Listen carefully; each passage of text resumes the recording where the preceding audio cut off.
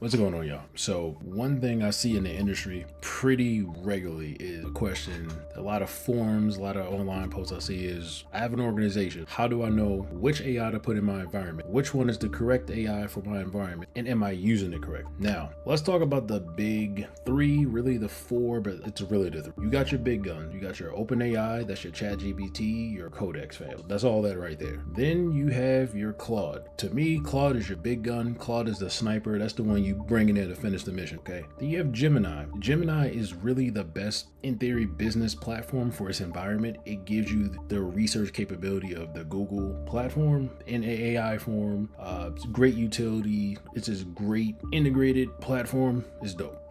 And then we have Copilot. Microsoft, for what it is, great company, great operating system. The way they integrate everything, they're doing a great job. But this is not a bash Copilot. This is not a bash Copilot video at all. This is a let's have the conversation about what is best. So if you are a beginning organization, 1-2 users, nothing crazy, and you want to focus strictly on automation, tool automation, things like that, you want to kind of be open source, keep overhead low, and you don't really need to manage a lot of user management, like IAM properties and things like that, you may want to start with something small like OpenAI. You can run scheduling tasks with it, create image with it. If you have a marketing agency, you can create your flows, your own agent. You kind of are open source in the wild, wild west with it. Has a lot of permissions. They are starting to now get down a bit more. So even from a security standpoint, it's super secure. It's starting to follow a lot of federal regulations, and it's less likely to get denied because they want people to use the tool.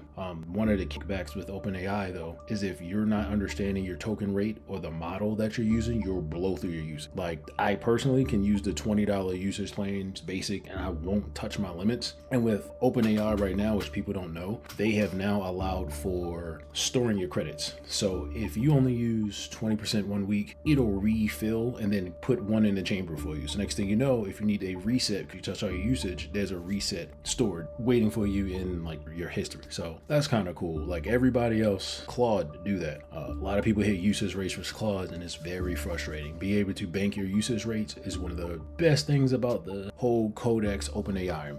It's great for image creation. If you know how to prompt, create your images in there, it's great for just to have the conversation of tasks. You don't need the power of Claude to handle some of the tasks that ChatGPT and OpenAI can do. For example, all my email writers, I use AI to send emails. I use AI to create this schedule. I use ChatGPT to do my slide presentations, whatever you use it for, your Canva people, the basic uses of it, use ChatGPT. Again, it almost integrates with everything at this point. Everybody's making a push for this AI wave, so that is one of the best tools. Now, the second big gun, we have Gemini. Now, I recently started using Gemini as a business owner, so I use it for one seat. Now, a lot of people may not know the platforms like Gemini, since it's its own independent platform, it's all integrated, similar to Microsoft. You can get a one seat license. It'll run you maybe $8, $9 a month, nothing crazy. It'll give you access to most of the features, permissions and everything, and you can slowly add seats as you go. So instead of you having to buy a license that's $150, $200, but it's just you and one other coworker, you can go in one seat, have access to the entire Google Workspace, then invite users in as guests. You can use the spreadsheet documents,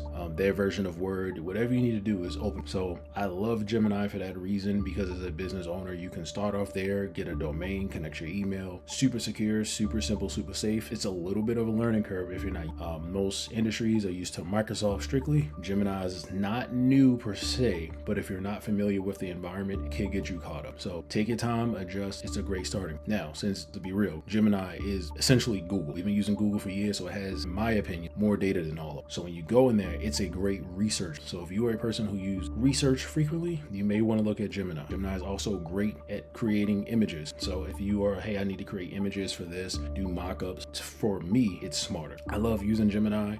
Again, I dabble in all three, but Gemini is now starting to be my main. Let's perform some research. Let's do deep analysis of it. Let's get in here, create an image. Let's mock it up. So it's one of the perks of using Gemini. Still very nice. If you are a business, you kind of more open source, you need more structure to clamp some things down. You may want to put in a proposal to government. You may want to acquire and actually like run your business and integrate other team members and things like that, let's go with Gemini. I think Gemini is great. Now, big top gun of them all is Claude. Now, I need to speak to my Claude users out there who are kind of playing games with Claude. Again, my emailers, you guys I love you. Y'all probably crack me up because I'll look. I use Claude to draft it. Really? That's a waste of tokens. That's the equivalent of taking a blowtorch to like a cigarette or a cigar. You could have just a lighter.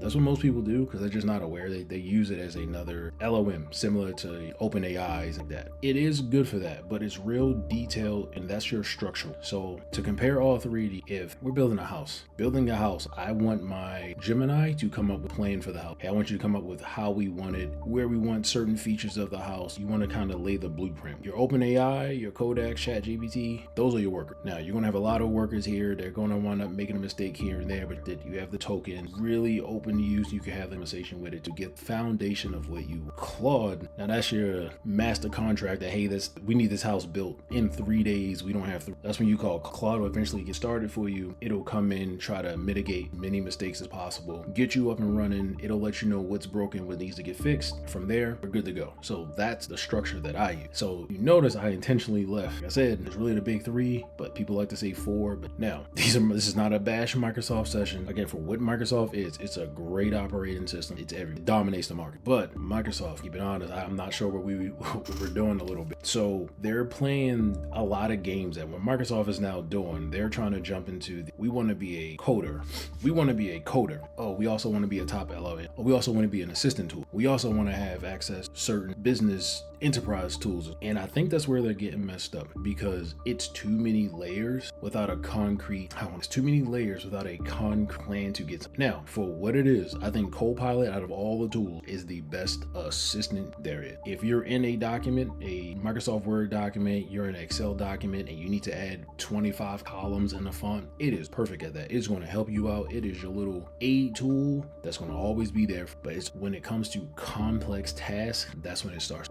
Something I'll tell people when I have this discussion, like which AI to use, and I always say like name your big one. And then I always say, if you notice, out of the big ones, we haven't named we haven't named Copilot. It's a great structure, but they just have too many layers. Example, you can build something with an agent, but then in order for your agent to really get the connectivity that it needs, access the resources, now you have to go into Power Automate, which is a whole different beast because Power Automate, coders and people like me, Power Automate does not like to integrate well, play nice, certain coding platform. You got to go in there and drag and drop, which is going to be fine. But then you have Microsoft SDK kits. Amazing. I think that's way faster. But the SDK kits that you can set up quickly in a command line, 20, 30, whatever, multiple machines, you can do quick with that. You can't do with Power Automate. It slows the process. But then, instead of fixing that little problem, what they did was, hey, well, we can connect everything to a studio environment, which is fine. But in a studio environment, it's still super restricted because they have to then go to another layered Foundry and their OpenAI version. It's a lot of different steps for you to get the basic functionality that a ChatGPT or Codex has or Gemini has in the box. I think they're kind of lacking in that area. I'm pretty sure they'll get it eventually, but that's why Copilot as a whole, I could put them on this list of the big three. So I was like, it's four of them, but it's really three. Now, the cool part about the whole Microsoft environment is everything's so you can connect to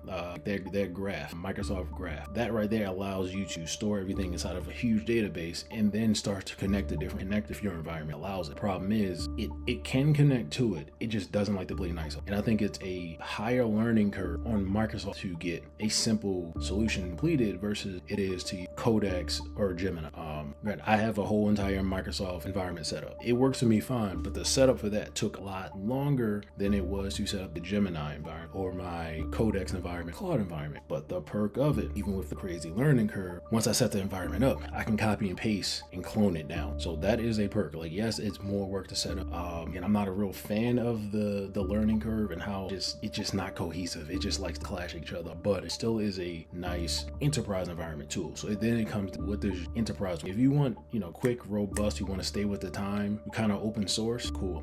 Go Codex. If you're really a developer and you're building a thinking long structure, task, long run times without the hallucinations, let's go Claude. For what it is, Gemini is cool. It'll give you the best of both worlds.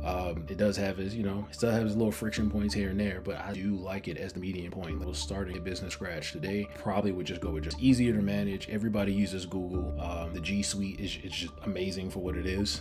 And And then if you are a huge business, I mean, you make millions, of annual revenue, feel free to go with Microsoft. Probably already have Iron anyway. But remember, every level you go, they're going to try to. So you just not have a strategy to figure out, even if we use the agents here, let's integrate other systems to not just focus Copilot. Let Copilot be the brain of the orchestrator, and then connect to the other tools to then have your agentic flows to take care of it. All right. So that's just a quick breakdown of something I've been seeing lately, a little trend I've been seeing lately that I wanted to bring up with you guys.